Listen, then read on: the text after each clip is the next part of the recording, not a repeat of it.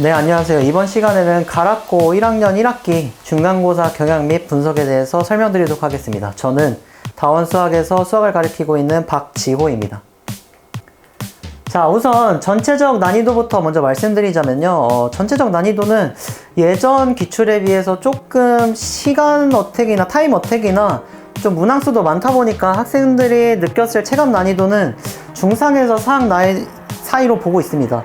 제가 보니까 물론 학교 선생님들이 주신 프린트가 있긴 했지만 그 프린트들이 대부분 이제 교육청 기출이고 또 난이도가 있는 문항들이 있었는데 거기서 되게 많이 낸 것을 느꼈습니다. 그래서 정말 거기서 숫자만 바꿔서 냈던 문항들도 다수 있었어서 학생들이 그걸 되게 반복 훈련해서 봤었다면 이 시험 난이도가 정말로 그냥 중 난이도였을 수 있을 것 같고, 반대로 말씀드리자면 그 프린트를 반복해서 보지 않았다던가 그런 거에 대한 좀 제대로 된 분석이 부족했다면 이 시험 난이도는 중상이 아니라 상 이상이었을 수도 있었을 것 같습니다.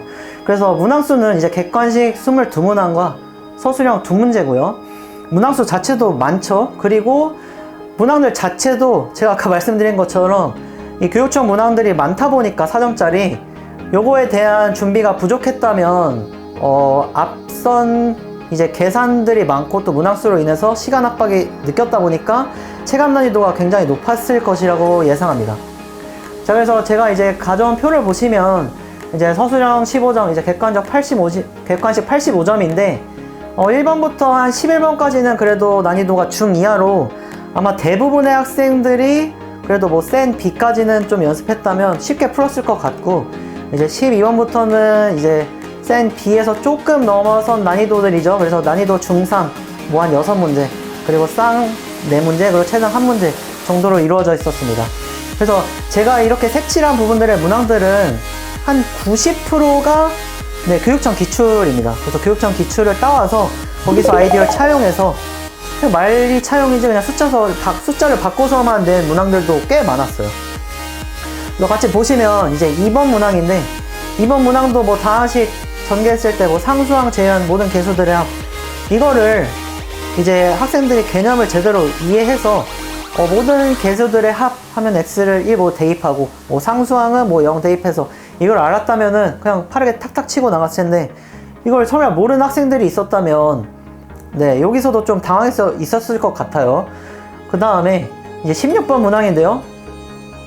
지금 문항을 보시면 이제 제가 이제 가져온 이 오른쪽에 있는 교육청 문항과 완전 똑같죠. 근데 이 문항이 학교 선생님이 주신 프린트에 있었습니다. 그래서 프린트를 좀 꼼꼼히 보고 반복해서 봤다면 이거지 해서 뭐 완전 제곱식 조건 바로 이용해서 뭐 한별식 0 해서 바로 풀었을 수 있을 것 같고요. 만약에 좀 여러 번 반복을 안 했다면 이 문항 자체에서도 좀 시간이 걸렸을 것 같습니다. 다음으로 서답형 1번입니다.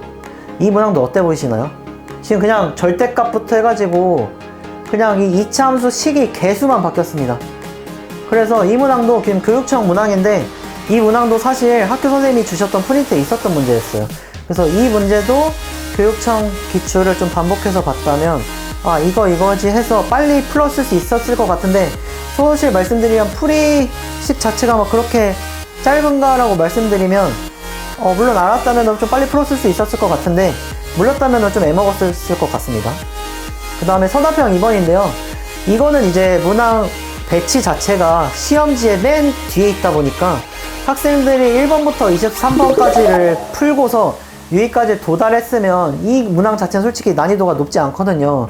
그래서 도달했었으면 풀었을 것 같은데 제 예상에는 시간이 좀 부족해서 여기까지 도달 못했을 학생들도 많았어서 이 문항을 풀지 못했을 학생들도 꽤 많았을 것 같습니다. 하지만 도달했다면 풀지는 어렵지 않았을 것 같은 문항입니다. 그러면 이렇게 문제가 나온다면은 기말고사가 또 이렇게 나올 가능성도 높거든요. 그러면 어떻게 대책을 세워야 될까요? 자, 우리의 목표는 1등급이죠. 그러면 1등급을 받기 위해서는 아까 말씀드린 1번부터 뭐 10번, 11번 난이도 중 이하의 문제에서 되게 빠르게 푸는 게 중요합니다. 그래서 여기서 타임을 세이브 해야지 아까 말씀드린 난이도 중상, 상, 최상의 시간을 쏟을 수가 있거든요. 그러려면 아까 말씀드린 센 B까지의 유형들은 그냥 되게 빠르게 푸는 게 중요해요. 그래서 여기는 그냥 기계적으로 푸는 게 중요하고, 그럼 이제 난이도 중상부터 몇 개 풀어야 되느냐. 여기부터는 이제 문제가 요구하는 개념이 있단 말이죠. 그러면 이 개념이 물론 한 가지만 있을 수도 있지만 두 가지, 세 가지를 막 복합해서 이제 묻는 경우일수록 이제 난이도가 올라가기 때문에 정확한 개념을 바탕으로 다양한 문제풀이를 진행해서 여기서 끝나는 게 아니라 유형문 풀이법을 학생들이 자기 걸로 만드는 게 중요하겠죠. 그래서 이것을 학습해서 체화하는 게 중요합니다. 그러면 이러한 난이도 중상에서 끝나는 게 아니라 아까 말씀드린 것처럼 가락고 기출 같은 경우는 학교 프린트와 교육청 기출문제에서 나오는 게 되게 많기 때문에 이걸 또 반복해서 풀면서 이런 거 나왔을 때 바로바로 탁탁탁탁 풀어가는 것을 연습하는 게 중요하다고 말씀드리겠습니다. 그래서 저는 이런 것을 목표로 하기 때문에 제 수업을 이제 듣게 된다면 이제 저 같은 경우에는 매회 수업 전에 복습 테스트를 진행합니다. 그럼 복습 테스트는 학생들이 전차시 혹은 뭐 예전 차시에 배웠던 내용들 혹은 틀렸던 문항들 중에서 중요한 문항들을 제가 이제 선별해서 그걸 테스트를 진행하고요. 그리고 이제 수업부에도 테스트를 진행하는데 수업부 테스트는 이제 학생들이 그날 배운 내용을 바탕으로 합니다. 그래서 제가 이렇게 테스트를 진행하는 이유는 물론 학생들이 제대로 이해했는지를 점검하는 것도 중요하지만 아까 말씀드린 것처럼 타임 어택, 이제 시간을 좀 빠르게 푸는, 시간대에 빠르게 푸는 것을 연습하기 위함도 있습니다. 그래서 그날 이제 테스트를 봐서 틀린 유형들은 그날 오던 노트를 작성해서 이걸 다 작성한 후에 이제 학생들이 나 오늘 이 유형 틀렸었지 하면서 복습하면서 또 한번 자기 걸로 만드는 시간을 도모하고자 합니다. 그리고 이제 두 번째로 중요한 건 이제 클리닉인데요. 클리닉은 이제 학생들이 1대1로 저한테 질문을 합니다. 뭐 숙제하면서 이 부분을 몰랐다 그런가, 테스트를 봤었는데 이 유형을 몰랐다, 이런 부분들에 대해서 이제 질문을 해서 제가 이제 개별적으로 답변을 해주는 시간이고요. 이건 이제 보통 수업 전에 제가 1시간에서 1시간 반 정도 일찍 불러서 진행합니다. 그래서 뭐 일정이 안 될 시에는 이제 시간을 조율해서 뭐 평일날 될 때 부르거나 주말에 불러서 진행하도록 하고요.